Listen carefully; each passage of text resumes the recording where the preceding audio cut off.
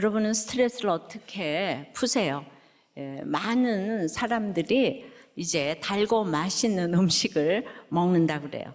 당이 땡긴다 그러면서 그냥 냉장고 문을 열었다 닫았다.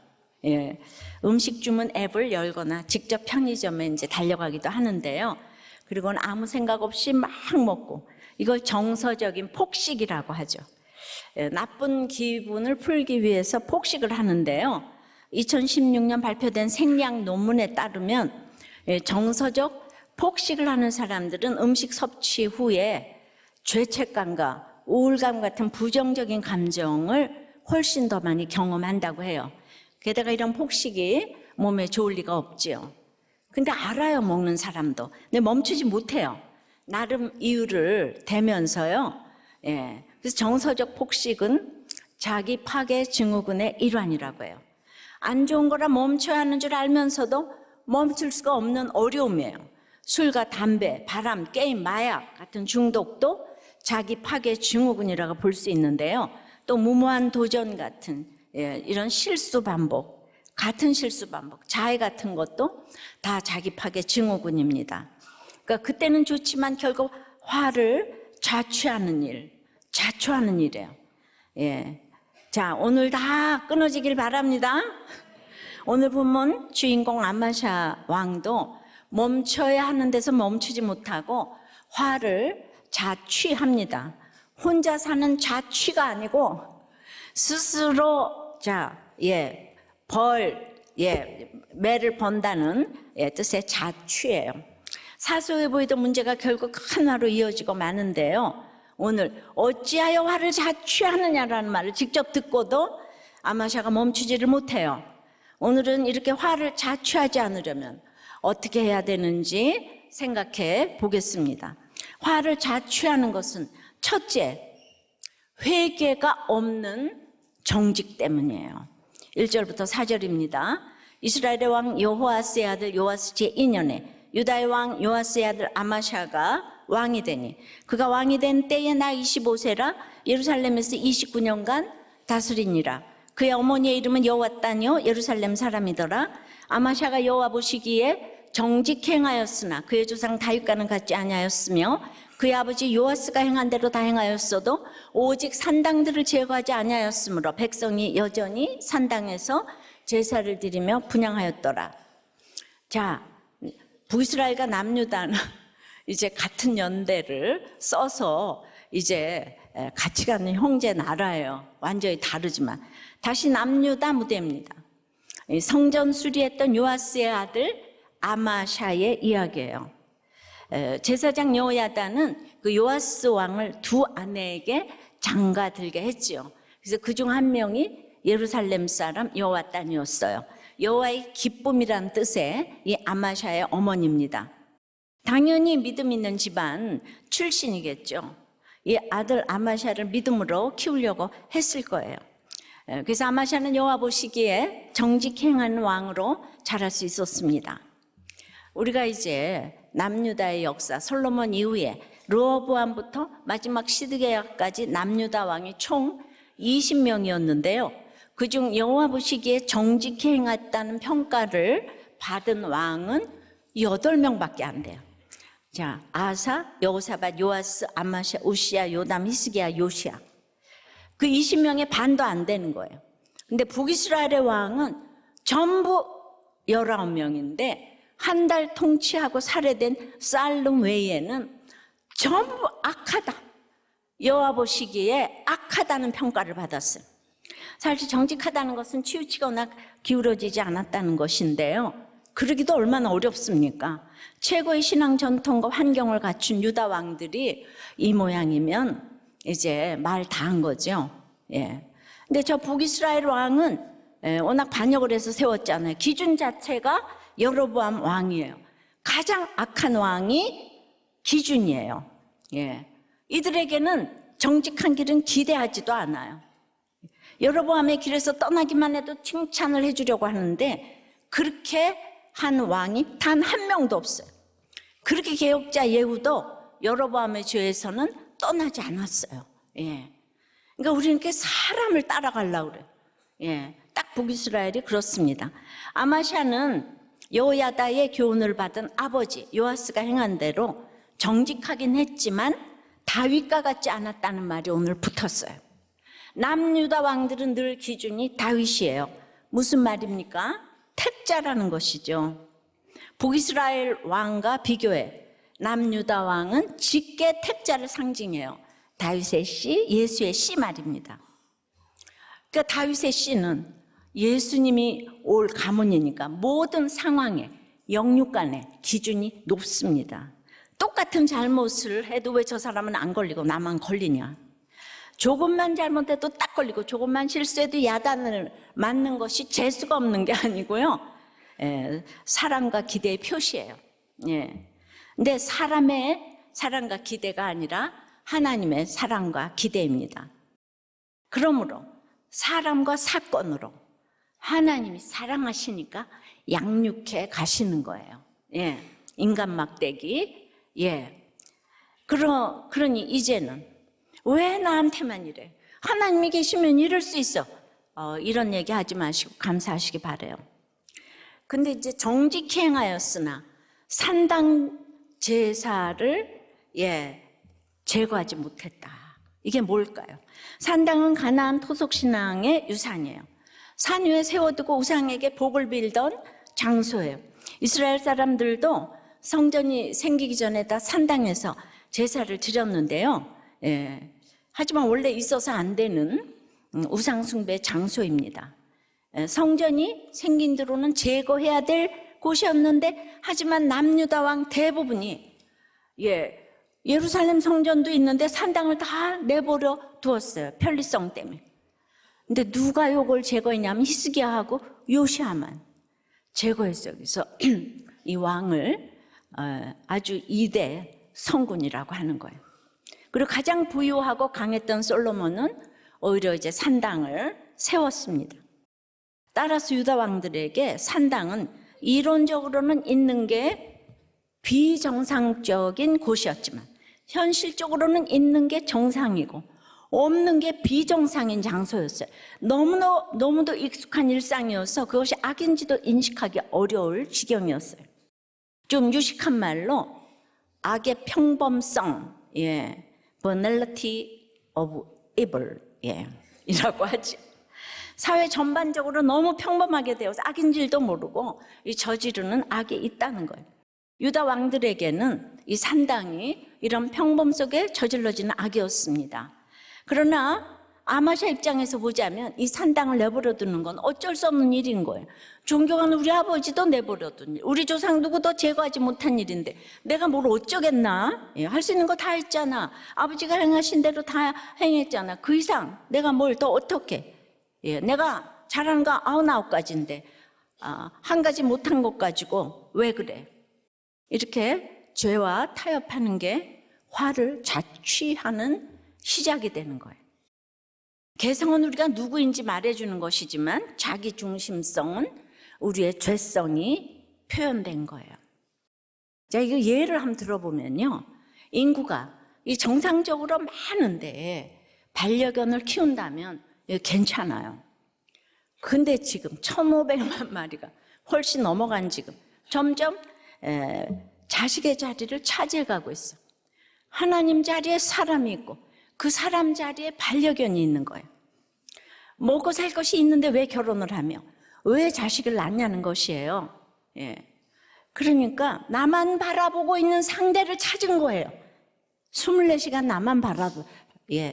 아침에 나갈 때도 꼬리 흔들리고 그냥 새벽 2시에 들어와도 그냥 나와서 꼬리 흔들고, 우리 식구들이 누가 나와서 반겨줘요? 자식 새끼가 반겨줘요.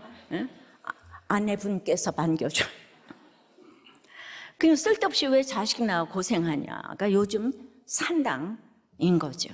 행복을 목적으로 놓고 간다면 당연하게 생각되는 주제지만 누구도 지금 이 주제를 건드리지 못해요. 그래서 유다 왕들이 아무도 못 건드리는 거예요, 산당을. 열왕기서 저자는 그래서 아무리 정직을 행하여도 다윗과는 같지 않다는 기준을 화를 자초하는 것으로 제시하고 있습니다. 하나님 보시기에는 아니라는 거예요. 그럼 더 나가서 이 정직하고 다윗은 어떤 차이가 있을까요? 예, 다윗은 정직하지 않았나요? 다윗은 밧세바와 간음도 하고 살인도 하고 거짓말도 하고 나중에 통일한국 하니까 미련하게 또 자랑하느라고 인구조사도 하고 그런 죄에도 불구하고 다윗은 왜 여로보암이 가는 죄의 길로 가지 않았을까요? 다윗은요, 회개했어요.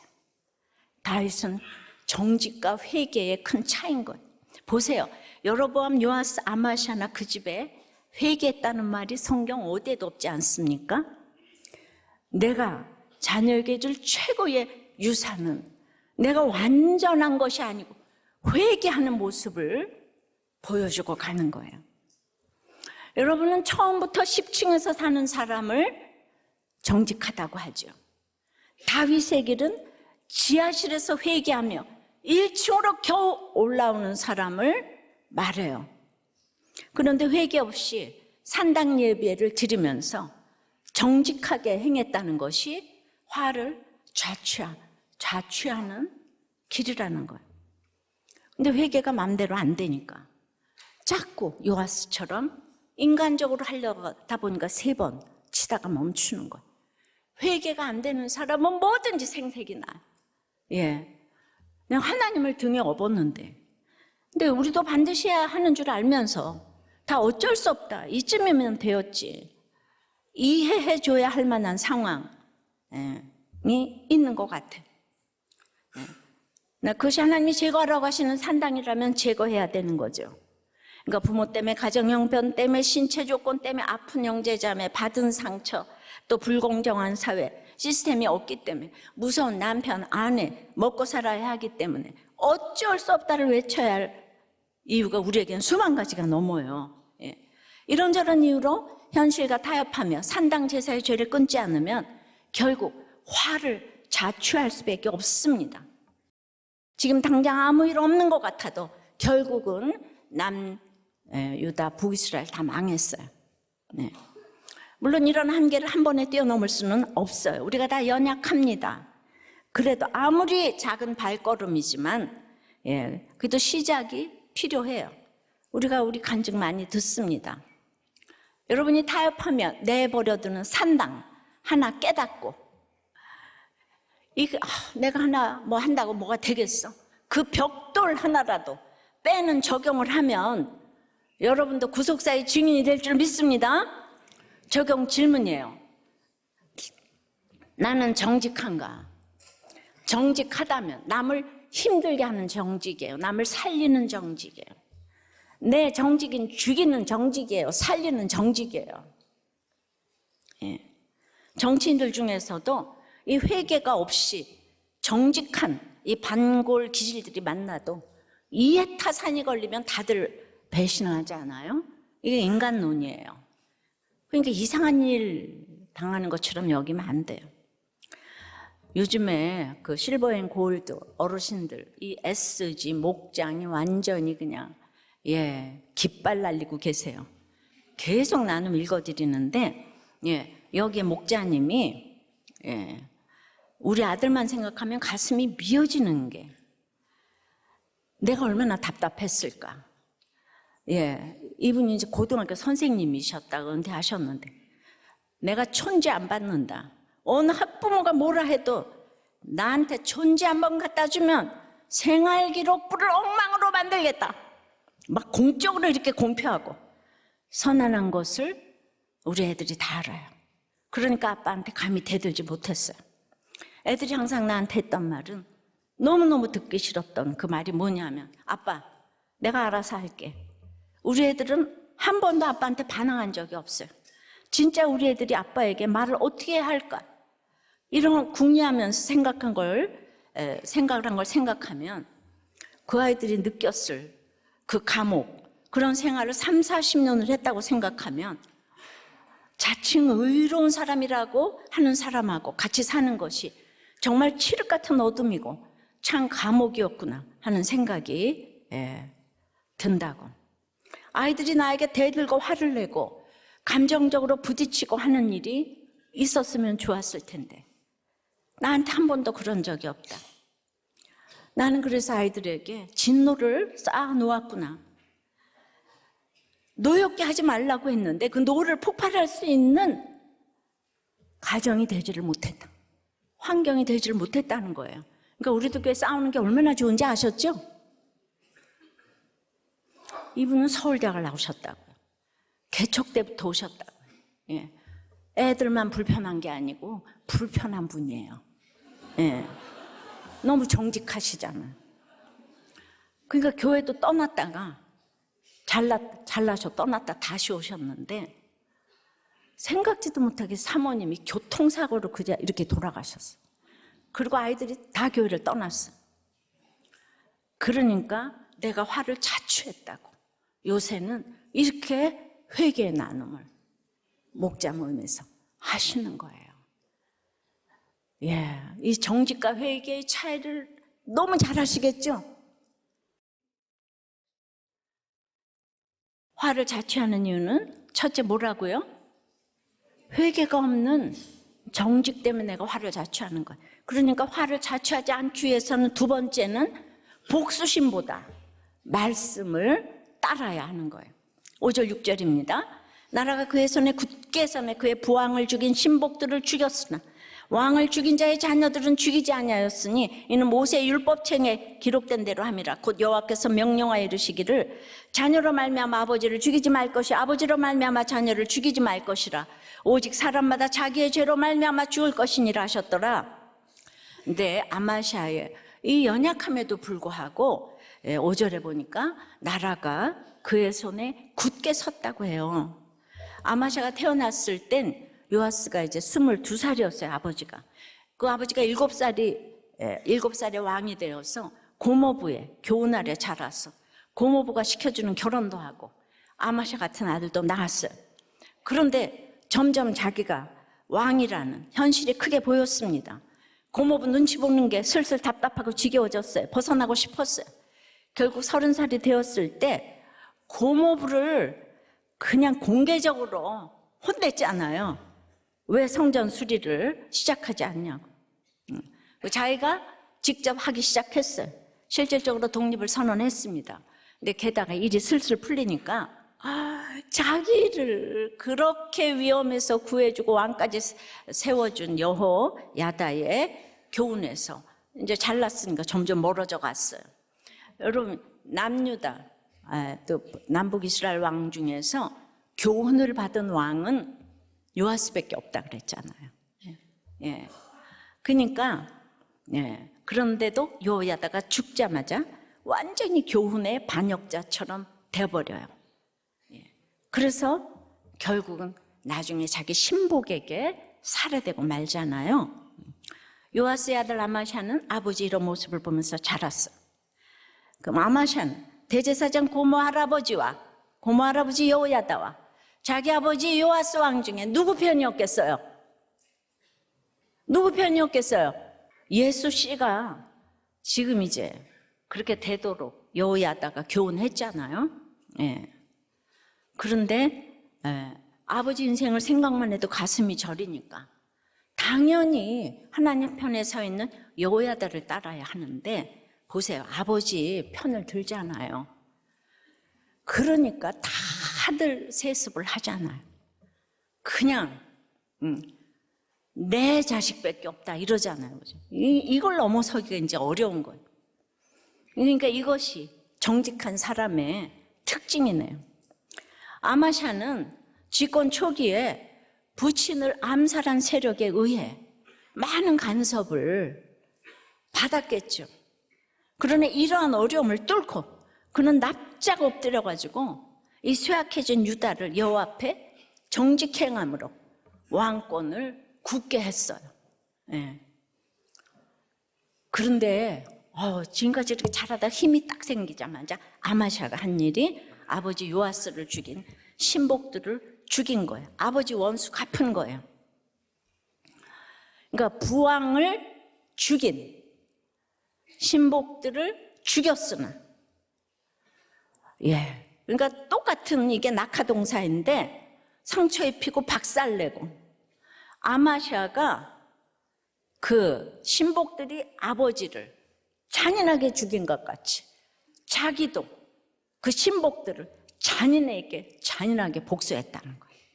그러니까 이제 복수는 나의 힘 이렇게 되는 거예요. 다들 복수는 나의 힘. 내가 저 큰 집을 물리치기 위해서 공부를 하고, 내가 저 사장을 물리치기 위해서 회사를 차리고, 다 복수는 나의 힘, 맞죠? 오늘 제목을 복수는 나의 힘 할 걸 그랬네요. 그러니까 요아스 아버지가 39년 동안 정직히 행했는데 여호야다가 죽자마자 1년 동안 복수심에 불타가지고 여호야다의 아들 스가랴 선지자를 돌로 쳐 죽였잖아요, 그죠? 근데 아마샤도 똑같이 아버지가 간 그 길을 가는 거예요. 그러니 문제는 없고 문제의 부모만 있는 거예요. 힘이 있었기 때문에 이 말씀대로 복수심을 참는 게 너무 힘들었지만 이를 악물고 복수심을 억누르며 오늘 신명기 24장 16절 말씀을 기억해서 모세의 율법책에 기록된 대로 했어요. 아버지 죄 때문에 자녀들 죽이지 말고 자녀의 죄 때문에 아버지 죽이지 말라는 이 말씀을 생각하고 적용을 했어요. 연주하지 않는다. 예. 그런데 그 힘들게 한 적용을 하나님 인정해 주셔서 성경에 기록이 됐잖아요. 물론 이는 반역자들을 왕으로서 처벌한 것일 수 있어요. 정직한 자의 정의구현. 옳고 그름이에요. 그러나 아버지가, 그러니까 이제 우리는 이게 세속사잖아요. 그래서 구속사 하나가 더 나가야 되는 거지. 항상 세속사는 나는 옳고 너는 틀렸고 우리 집은 맞고 너희 집은 틀렸고 이러는데 구속사는 당신이 나보다 옳도다. 당신이 나보다 옳도다. 그러면 이제 아버지가 왜 죽었나 이걸 생각을 해봐야 되면은 아버지가 그 성물을 그 하사엘 쳐들어오니까 아람에게 보냈잖아요. 요아스가 정확하게 12장에 나와요. 그래서 이제 하나님을 욕되게 했기 때문에 그 아버지가 율법주의 신복들에게 살해당한 것은 삶의 결론인 거예요. 그래서 살해당했다고 나왔어요. 그러니까 영적으로 신복들이 옳도다. 이렇게 깨달으면 얼마나 좋을까. 이게 구속사인데 그러나 정직하다고 외치면서 모조리 원수 갚는 것에 골몰하는 것이 정직의 한계인 거예요. 그러니까 우리나라 역사가 모두 죽이고 죽임당하는 역사의 반복이잖아요. 그런데 이렇게라도 복수심을 참고 율법적으로 순종했어도 하나님은 불쌍히 보시고 큰 승리를 주세요. 하나님 내가 잘못했다고 그러면서 야단 팍 치고 이러시는 분이 아니에요. 7절이에요. 아마샤가 속은 골짜기에서 에돔 사람 10,000명을 죽이고 또 전쟁을 하여 셀라를 취하고 이름을 욕되이를 하였더니 오늘까지 그러하니라. 에돔은 다윗 이후에 유다의 속국이었어요. 우리가 열왕기하 3장에서 본 대로 여호람과 여호사밧이 아람을 공격할 때 연합군으로 참전을 했는데요. 근데 8장에서 유다 왕 여호람 때 유다를 배반하고 독립합니다. 전부 다 깨박을 치니까 하나님 징계의 수단으로 유다가 독립을 했어요. 그 이후 유다 왕 누구도 에돔에게 손을 못 댔어요. 근데 아마샤가 처음으로 에돔을 공격한 거예요. 그 동기가 뭐겠어요? 에돔이 반역했잖아요. 신복들이 반역했잖아요. 아마샤는 그냥 반역하면 치가 떨려. 아무튼 아마샤는 에돔 정벌의 진심이었어요. 여기서는 자세히 기록하지 않았지만 역대하 25장을 보면 아마샤가 이 전쟁에 얼마나 심혈을 기울였는지. 아마샤가 남유다에서 동원한 군대가 30만 명인데 그것도 모자라서 북이스라엘에서 돈을 주고 용병을 10만 명을 샀어요. 총 40만 명의 대군을 이끌고 에돔 정벌에 나섰습니다. 근데요, 역대하는요, 여기서 중요한 사실을 기록하는데 출정을 하는데 어떤 하나님의 사람이 아마샤를 찾아와요. 그래서 북이스라엘 용병 10만 명을 돌려보내라. 이유는 하나님께서 북이스라엘 사람들과 함께 하지 않으신다. 근데 아마샤가 아니 내가 은을 100달란트나 지불하고 계약금을 줬는데요. 이러니까 이게 한 35억 정도 되는데 그냥 하나님의 사람이 뭐라고 하는지 아세요? 여호와께서 능히 이보다 많은 것을 왕에게 주실 수 있나이다. 그래서 이 말 듣고 용병 10만 명을 탁 돌려보내요. 35억 포기했어요. 예. 그러니까 이건 여호와 앞에 정직한 거예요. 말씀대로 순종하는 것이 정직인데 에돔에 대한 아마샤의 승리는 이 순종에 대한 하나님의 보상이었습니다. 그래서 에돔 사람 1만 명을 죽이고 반석이라는 뜻의 셀라라는 성읍을 점령해 그 이름을 욕드엘로 바꿨습니다. 하나님이 주신 곳이란 뜻이에요. 계산으로 하면 안 되는 결정을 하나님의 사람이 전하는 말씀대로 순종했어요. 그랬더니 하나님께서 주신 승리를 얻었다는 겁니다. 그런데 말이죠, 여기 10,000명을 죽인 것까지는 아주 좋았어요. 근데 역대하 25장 12절에 보니까 또 다른 10,000명을, 그거 좀 띄워주세요. 25장 12절. 또 다른 10,000명을 사로잡아 바위 꼭대기에 올라가서 밀쳐내려서 그들의 온몸이 부서지게 하였더라. 그러니까 그냥 에돔 사람들을 부셔버릴 거 이렇게 된 거예요. 복수가 화를 타는 분노가 느껴지지 않아요? 10,000명을 잡았으면 되지. 10,000명을 산꼭대기 끌고 올라서 절벽에서 1명씩 다 떨어뜨려서 부셔뜨렸대요. 여기에는 복수는 나의 힘. 우리도 안팎으로 삼족을 복수하고 싶은 원수가 있어요. 요아스를 죽인 신복들 같은 가족, 친구, 동업자, 또 에돔 같은 거래처, 직장 이웃이 있을 수 있죠. 반드시 갚아주겠다. 일을 가는 거예요. 예. 반드시 갚아주겠다. 계속 공부시키고 큰 집보다 이겨야 되고 사장보다 이겨야 되고 저 집보다 이겨야 돼. 예. 여러분 최고의 복수는 뭐라고 그랬어요? 예. 용서라고 그랬습니다. 아마샤가 40만 아니라 400만을 데리고 와도 하나님이 열어주시지 않으면 절대로 승리를 얻을 수 없는 거예요. 예. 그래서 화를 자초하지 않고 승리하려면 복수심을 참고 하나님의 말씀을 따라야 하는 거예요. 구속사를 알아야 용서하지. 내가 참으면 돼요? 아마샤도 참으니까 안 돼요. 점점 복수심이 더 불타잖아. 용술철처럼 이러면 빵 터지는 거잖아요. 택자가 따라야 할 길은 복수심이 아니라 하나님의 말씀입니다. 복수심만 따르면 화를 자취하는 거예요. 복수하려는 마음으로는 결코 승리를 얻을 수 없어요. 적용 질문입니다. 반드시 갚아주겠다면 이를 갈고 있는 것은 무엇이에요? 감정이나 계산보다 말씀대로 해서 수지 맞은 경험이 있습니까? 이번 주 꾹 참고 인내해야 할 일은 무엇입니까? 이번 주 청소년 큐티인 중학교 2학년 아이의 나눔이에요. 온 가족의 우상이던 아빠가 진짜 좋았나 봐요. 초등학교 2학년 때 암으로 돌아가셨어요.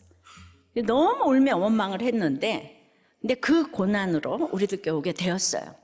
이제 더 이상의 고난이 없을 줄 알았어요. 그러나 코로나로 우울과 불안이 심해졌어요.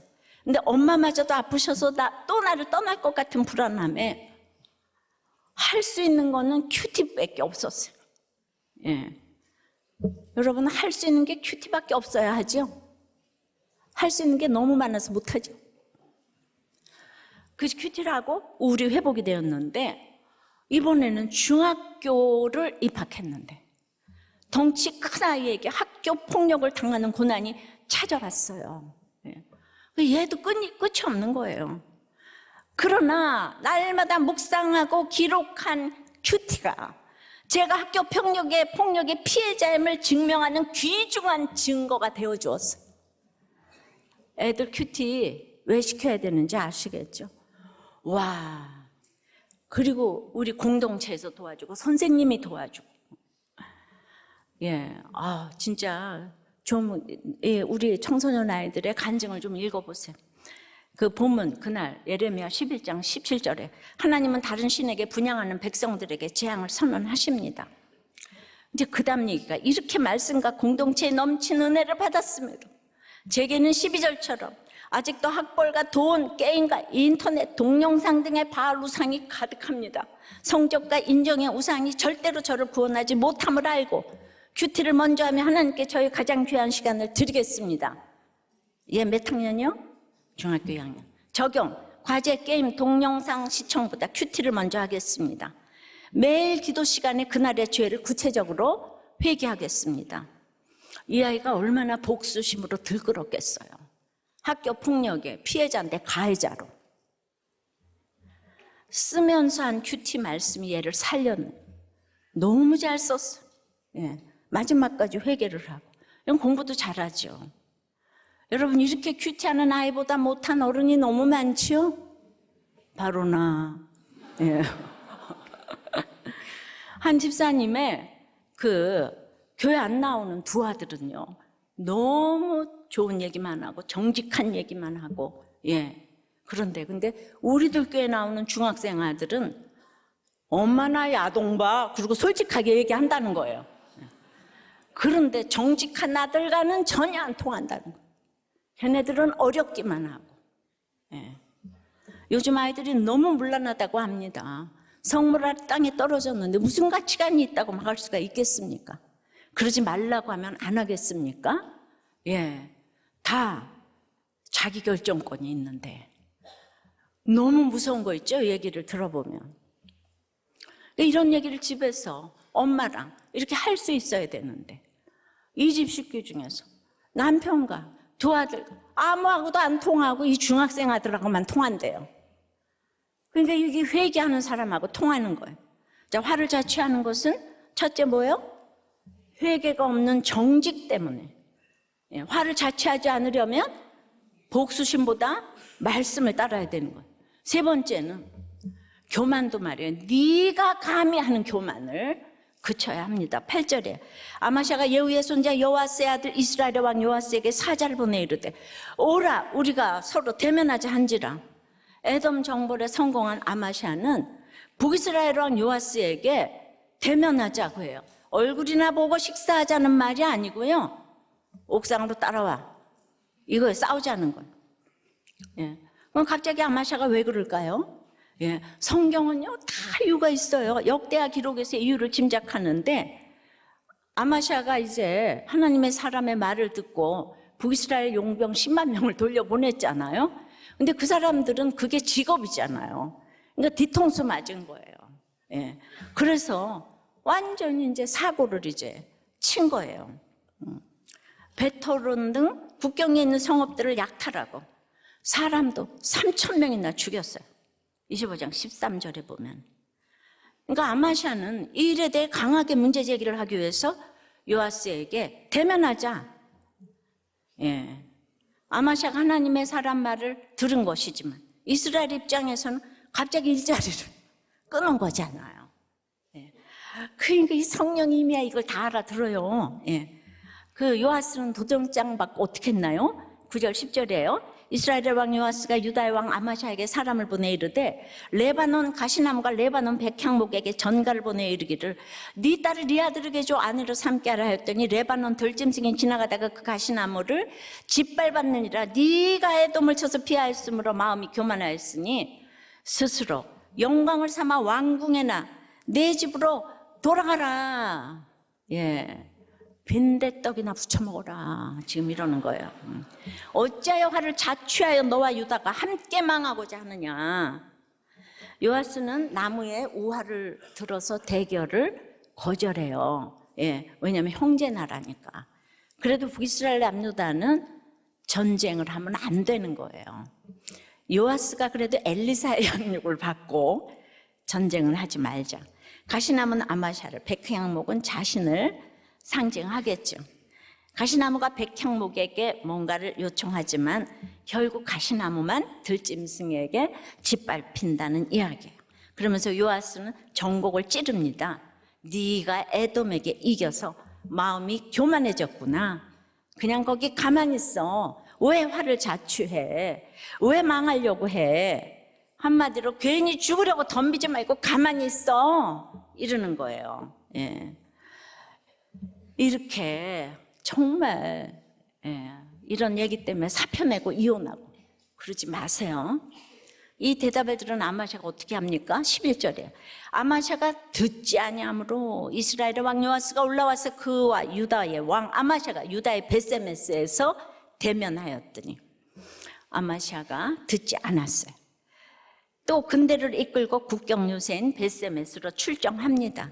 예, 다음 주에 보겠지만 이 전쟁은 아마샤의 대패로 끝납니다. 지금은 아마샤가 에돔과의 전쟁에서 이겼다고 잠시 뒤에 망할 이 화를 전혀 알지 못해. 예, 그래서 화를 자초하는 거예요. 아마샤의 가장 큰 문제는 듣지 않는 거예요. 그럼 잠시 전에는 하나님의 사람 말을 너무 잘 들었는데, 예, 하나님의 사람이니까 말을 들었고, 지금은 북이스라엘 왕이니까 듣지 않았나요? 예, 그 성경을 그래서 관주 성경, 예, 이렇게 잘 찾아봐야 돼요. 역대하 25장 20절에 분명하게 설명하는데요. 아마샤가 듣지 아니하였으니 이는 하나님께로 말미암은 것이라. 그들이 에돔 신들에게 구하였으므로 그 대적의 손에 넘기려 하심이라. 예, 이게 아마스가 요아스의 말을 듣지 않은 일이 하나님께로 말미암은 일이라고 하세요. 에돔은 아마샤가 이미 정벌한 나라잖아요. 그런데 왜 갑자기 에돔 신들에게 구했다고 할까요? 여기도 역대하 25장 14절을 보면, 예, 이것도 띄워주세요. 아마샤가 에돔을 정벌하고 돌아올 때 그들의 신들을 가져와서 자기의 신으로 세우고 경배하며 분향했다고요. 어떻게 이런 이해할 수 없는 행동을 할 수가 있어요? 산당을 제거하지 않았기 때문에. 자기가 이겼잖아요. 에돔의 신은 전리품이에요. 이 전리품을 전시해 놓고 두고두고 보고 또 보고 자기를 높이고 기억할 산당이 있었어요. 산당이 있으니 거기를 각종 상으로 채우면 채울수록 더 좋다고 착각한 거예요. 산당이 너무 익숙하기 때문에 악이라고 생각조차 안 하게 된 거예요. 이건 어쩔 수 없다며 타협한 산당 제사가 사소해 보였는데, 살짝 열어놓은 산당 제사의 문으로 우상이 계속 들어오다 보니까 이젠 우상 숭배가 죄인 줄도 모르게 된 거예요. 예, 우리가 요새 하도 죄에 대해서 무감각해져가지고 웬만큼 죄로 여기지도 않아요. 그 결과 아마샤와 유다 백성 전체가 우상처럼 눈이 멀고 귀가 막히게 됐어요. 보지도 듣지도 못하는 거예요. 다 자기가 보고 싶은 것만 보고 듣고, 예, 자기 생각 속에 갇혀서 함부로 말하고 함부로 행동합니다. 이런 태도가 바로 교만이에요. 교만한 사람의 특징은 말을 듣지 않는 거예요. 아무리 좋은 말을 해줘도 교만한 사람은 네가 감히, 심지어 속으로는 네까지 꽤 감히 이러면서 귀를 막지요. 예. 자기 외에 다른 모든 사람들을 속으로 무시하면서 말을 듣지 않아요. 예, 화를 자취하고 멸망으로 내려갑니다. 내가 옳다. 예, 이게 당신이 옳습니다로 나가야 되겠는데, 예, 우리는 아마샤가 자기 아버지가 그 율법주의 신복들한테 살해를 당한 거 아버지 잘못이잖아요. 그 생각 절대로 안 해요. 죽을 때까지 분해. 그 에돔 사람 어떻게 이렇게 잔인하게 죽일 수가 있어요? 육이 무너지는 고난은 축복일 뿐만 아니라 완악한 우리가 주님을 만나기 위한 필수 조건이라고까지 말할 수가 있는데요. 그 정도로 우리는 지옥 뿌리에서 올라온 태생적인 교만이 우리 인간의 특징이에요. 세상적으로 내세울 만한 게 아주 손톱만큼만 있어도 우리는 네가 감히 다른 사람 말 안 들어요. 근데 어떻게 하나님의 말씀을 듣겠습니까? 눈앞에 사람 말도 안 듣는데 말이에요. 예. 그래서 돈이 생기고 권세가 생겨도 그 돈과 권세를 다룰 수 있는 사람을 찾기는 하늘의 별 따기예요. 잘 듣다가도 뭐가 조금 생기면은 네가 감히 왜 나한테 그래, 이혼하지 말라, 뭐하라 소리를 왜 해? 예. 왜 병원에 가라 그래? 예. 근데 이제 자꾸 얘기를 하니까 듣기 싫으니까 교회를 떠나는 거야. 네가 감히, 네까지 꽤 감히, 이건 거야. 교만해도 딱 있어. 뭐가 조금만 있어도. 근데 조금만 있는 사람들은, 예, 고난이 없는 사람 보면 어떻게 해야 돼요? 예. 고난이 중요한 게 아니에요. 고난이 있건 없건 말씀을 들어야 그래도 교만이 그쳐지는데요. 여러분, 습관적으로 듣는 유튜브 있잖아요. 아무 생각 없이 듣게 되는 그런 컨텐츠들. 목장 보고서 보니까 우리 와이프는 아주 그냥 새벽이 될 때까지 드라마를 본다는 거예요. 우리도 교회 교인인데. 아마 목자이기도 한 것 같은데. 예. 그러니까 요새는 다 습관적으로 들어와서 이 산당이야, 산당. 유튜브 산당이야. 예. 또 누구도 이걸 막을 수가 없어요, 요새. 말을 할 수가 없어. 요새는 이 공영방송 어떻게 되나 몰라. 텔레비 안 본 지가 오래됐네. 말씀도 좀 그렇게 습관적으로 들으시기를 바랍니다. 자꾸 들어야 그 중에서 한마디 말씀이라도 건지죠. 제 설교가 얼마나 어려운데. 아주 어려워서 아주 그냥 이제 졸 준비를 하고 와서 여기 들어오면서부터 졸기 시작해서 끝나면 딱 눈 떠서 간다는 거예요. 그래도 아내가 좋아해서 교회를 안 나오지는 않는데 근데 정말 뭔 말하는지 하나도 모르겠다는 거예요. 그래도 저는 여러분 성경을 읽어야 사람이 변하는 거예요. 그래서 열왕기도 1장부터 다 있잖아요. 열왕기상도. 그거를 좀 유튜브 대신 들어봐요. 얼마나 재밌는데. 근데 이게 재밌기까지 시간이 걸리잖아요. 그러니까 목장에서 그 역할을 해줘야 되는. 그냥 생으로 앉아서 이걸 들으려면 도덕적인 윤리적인 얘기 하나도 안 하니까 저도 깝깝하네요. 맨날 어렵대. 그래도 다 어려우면 이렇게 앉아 있겠어요? 변화되는 사람 있으니까. 하여튼 한 주일이라도 저를 욕을 안 하는 사람이 없어. 아까도 일부 끝나고 나서 막 저한테 왔어. 제가 목사님 너무너무 뒷담화했어요. 용서해 주세요. 막 그러는 거예요. 그래서 많이 하세요. 제가. 계속 막 눈물을 흘리면서. 아유, 그래요, 진짜. 그러니까 목장에서 지체들의 좋은 말, 힘든 말 듣는 게 이 교만한 우리 귀를 열리게 하는 최고의 비결이에요. 그러니까 밥 먹고 쓰잘데없어서 여러분들에게 이혼하지 마라, 큐티해라, 내 삶의 결론이다. 내 삶의 결론이라 그러면 막 또 화가 나가지고 그래서 내 현재는 내 삶의 결론입니다. 이거 써붙이려고 그랬더니 모든 국민이 다 들고 일어날 거니까 붙이지 말라고 했어. 지금 아직 못 붙이고 있어요. 그러니까 힘든 얘기를 드러내야 되거든요. 목장에서. 여러분들에게 좋은 얘기 들으려고 목장 가는 게 아니거든요. 그러니까 이제 네가 감히 이게 우리의 주제가야. 그러니까 아까 이 서울대학 선생님 불편한 사람이었다고 그랬잖아요. 그래도 돌아오셨어요. 고난으로 지금 눈물의 나눔을 하시죠. 이렇게 듣는 귀가 열려 들어야 할 말을 잘 듣고 무엇보다도 하나님의 말씀을 듣는 사람이 되시기를 바랍니다. 말씀이 들리는 거는 그러니까 내 죄가 보이는 거죠. 회개가 되는 거죠. 그래야 화를 자취하는 어리석음도 그칩니다. 적용 질문이에요. 옳고 그름을 따지며 누군가를 괴롭히고 있습니까? 적용 질문. 그런 괴롭힘을 당하고 있습니까? 네가 감이라는 말을 내가 합니까? 내가 듣습니까?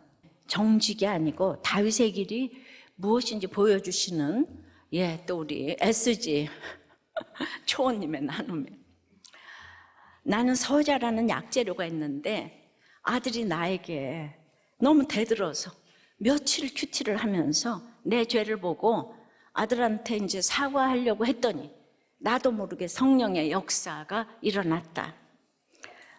아들에게 아빠는 성경 보는 사람이고 이제는 장로의 역할을 해달라고 네가 그렇게 기도를 해줬지 않니? 그런데 아빠는 서자라 아버지한테는 대들 생각을 한 번도 해보지 못했어. 그런데 너는 아빠한테 대드는 거 보니까 내 아들이 맞구나. 아버지 세대에는 옛날 사람들 교육 방식에서 아버지한테 대들면 안 된다가 있었지만은 난 그대로 아빠는 서자라 대들지를 못했는데 그런데 친자들은 아버지한테 막 대들더라고. 그런데 네가 나한테 대드는 거 보고 이 새끼는 친자구나. 그래서 네가 아빠한테 대들어줘서 고맙다. 고맙다고 했더니 아들이 눈물을 흘렸다는 거예요. 나도 모르게 반전이 됐는데 그 외 아들이 화가 나도 삼키는 것이 보이고 또 데리고 싶은데 훅 하고 삼키더라고. 그걸 보면서 아들을 내가 설득했지만 내가 한 게 아니라 하나님이 내 언어를 이렇게 다듬어 주셨는데, 그래서 죄 고백도 자기만 아는 죄 고백 말고 다른 사람들을 설득시킬 수 있는 이런 회개의 죄 고백이 되면 애들이 살아나더라고요. 이제 초모임에서 이제 목자들한테 이렇게 얘기를 한 거예요. 지난주 20년간의 주식 집사님을 보니까 간증을 하시는 것만도 감사하지만은, 그리고 이제 눈물도 흘리셔서 감사한데 주식을 아직도 못 끊는 것은 아직 그런 회개가 없기 때문이 아닌가. 대신 처방해드렸어요. 주식 집사님 화가 나면 절 찾아오세요. 그러면은 이 초원님은 고등학교밖에 안 나오시고, 그런데 점점 성자가 돼가세요. 지금 루게릭 와이프를 10년이나 지금 다 씻기고 입히고 하시고, 아들은 저렇게 대들고, 큰 딸은 시집 못 가고. 그러니까 오늘 천국 가도 되실 만큼 목장인도 너무 잘하시고요. 그 목장은요, 전국에서 온 1년 전 재산이 30원, 130원 얘기해드렸죠? 목장도 인도 잘하시고 초원도 인도 잘하시고, 고난이 이렇게 화를 자초하는 길을 이렇게 막는 줄 믿습니다. 청소년부터 실버 장로님까지 말씀에 의해서 정직보다 한결같이 회개가 화를 자초하지 않는다는 것을 보여주는 나눔 드렸어요. 말씀 맺습니다. 어찌하여 화를 자초하느냐. 화를 자초하는 것은 회개가 없는 정직 때문이에요. 정말 살리는 정직이 아니라 우선 죽이는 정직이 너무 많은 것. 화를 자초하지 않으려면 복수심보다 말씀을 따라야 되는 거예요. 네가 감히 하는 이 교만을 그쳐야 합니다. 찬양하고 기도합니다.